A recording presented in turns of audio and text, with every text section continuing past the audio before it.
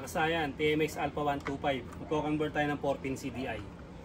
Kasayan yung 14 CDI natin na kailangan natin, bibili rin tayo ng ng socket. Pwedeng 5 pin, pwedeng 6 pin. Pagka 6 pin yung nabili nyo, may isa pa rito. O 5 pin, hindi nyo gagamitin yung dalawa, putulin nyo lang yung dalawa. 6 pin o mabili nyo, okay lang Ayan siya. Kailangan kasayang kabisado nyo to kasi iba yung kulay na mabibili yung mga socket. Bali ito, para madali yung tandaan, ito yung kuntil, ito yung pinakapalatandaan pag ganito yung forma nya. Ito sa kaliwa, nasa kaliwa natin, pulser ground. Tapos yung nasa kanan naman natin, ignition coil saka accessory wire. Siya ba? Tapos dito na tayo sa may pinaka harness nya. Ito siya ba? Ang una natin gagawin dito kasayan ay huhugutin natin yung yung primary coil. Ang primary coil ay black red. Ito 'yon. Didiretso yan dito. Ngayon pag tayo battery operated, kailangan naka na to. Yan, nakahugot na yan. Pagkahugot natin itong pataas na to, ilalagay natin to sa accessory wire. Kailangan natin dito magduktong ng wire na katulad dito. Ayan kasayan, pagduktong natin ng wire, ilalagay natin sa accessory wire. Solid black. Dito tayo kukuha sa may brake light switch. Yung solid black, yun yung kanyang accessory wire. Hindi natin ilalagay yung yung kabilang linya ng primary coil. Magiging accessory wire na siya ngayon. Ibig sabihin, akit na siya rito. Ito, na to ngayon, accessory wire na ngayon to. O, dyan na tayo magtatap. Diyan natin ilalagay yung DC 12 volts. Siya sa may baba.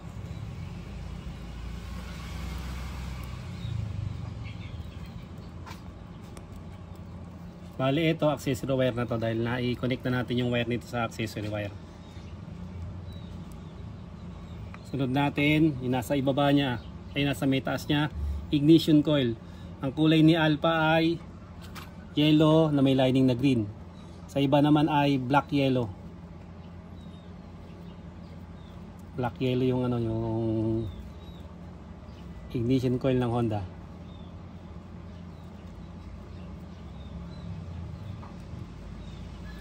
Kung hindi nyo na ibabalik kasayan sa stock stock CDI, pwede yung putulin na to para mas malinis yung wiring. Kagaya nakaraan yung nag-battery operated na Euro 150. Nakaputol na siya. O, dito naman tayo sa may kaliwa, tapos na tayo sa kanan. Ito yung pulser, blue yellow. O sa ibang kulay naman, blue white. Ayan o.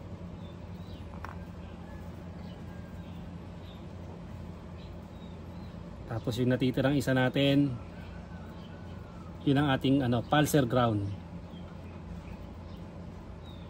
Ito siya. Bali dito sa stock, meron kayong makikita dalawang green. Ito yung green white, ito yung pulser ground. Tapos ito namang solid green, ito naman yung ground ng CD. Pagsasamahin lang natin, pagdikitin lang natin. Kaya kailangan parehas din siyang talupan. Tapos pagdikitin, ilagay natin yung pulser ground. Pulser sa taas, sa ibaba, pulser ground. Oop, dikit. Nakabukas pala yung natin.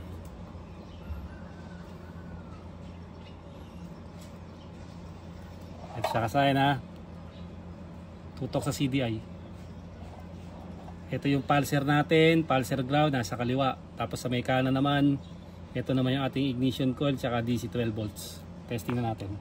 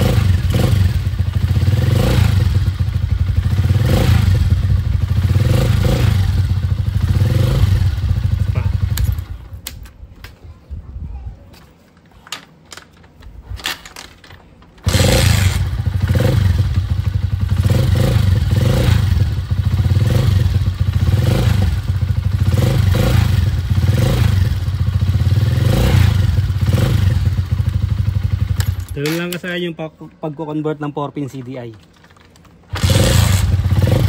Kung gusto nyo malinis ng wiring at di nyo na ibabalik sa stock, tatanggalin nyo lang yan. Tapos ito puputulin na rin to. Ito lang yan ha, lalagay nyo na sa accessory wire yan para accessory wire na yung taas yan. Hindi na kayo magpapagapag ng mas mahabang wire. Ganun lang kasayan ng ganyan lang kasimple yung pagko-convert ng 4-pin CDI sa ating TMX Alpha 125. Ngayon dito lang mga kasayan, salamat sa panonood.